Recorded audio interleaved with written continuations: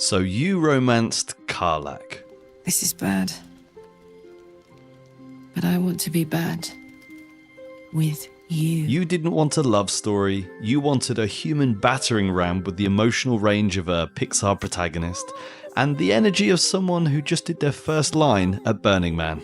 You're the type who sees someone kick down a door, cry about it, and go, God, I love her. You don't want calm, you want someone who headbutts their way through emotional connection, laughs like a chainsaw, and hugs like a sleeper hold. Karlach mains, you crave chaos, loyalty, and a partner who might accidentally destroy your furniture during foreplay, and then cry about it in the most adorable way possible. You're not here for drama, you're here for full volume feelings and full contact attention. And deep down, you want someone that yells louder than your inner voice. So you picked Minthara. What was I when you first knew me? Before you ever knew me?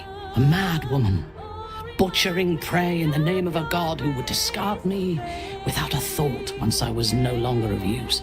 Cool. So romance for you means eye contact, tension, and a looming threat of emotional damage. Like if 50 Shades was written by a goth philosophy major with no off switch. She doesn't do small talk, she does intense monologues that feel like both a compliment and a warning. You don't date, you submit.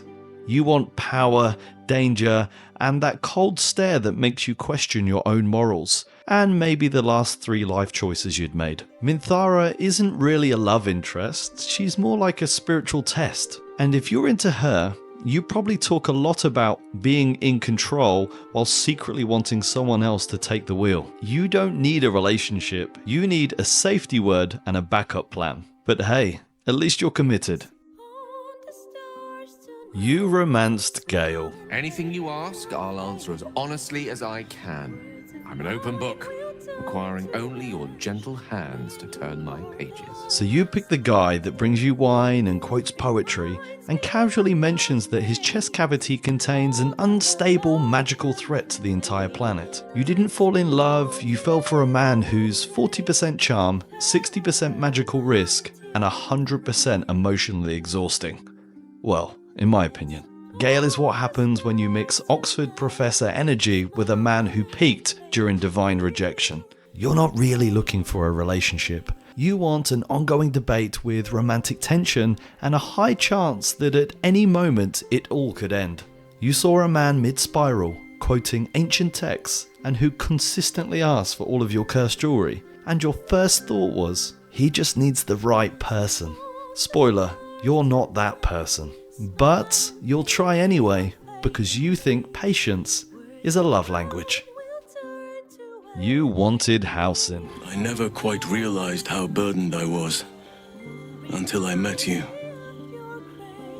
The threat of the Shadow Curse, the politics of the Grove. I was forgetting who I was. But you and I both know you don't want a partner.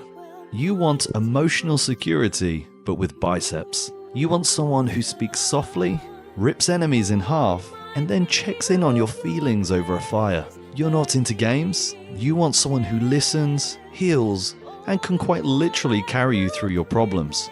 He's the therapist you never had, the gym trainer you can't afford, and the gentle forest deity your last 3 exes failed to become. Halsin lovers, you've got taste, but you're also hiding something. Because underneath all that I just want a mature connection talk, you're definitely into something more primal. You say you're wholesome, but we've all seen that bear scene. You're not fooling anyone.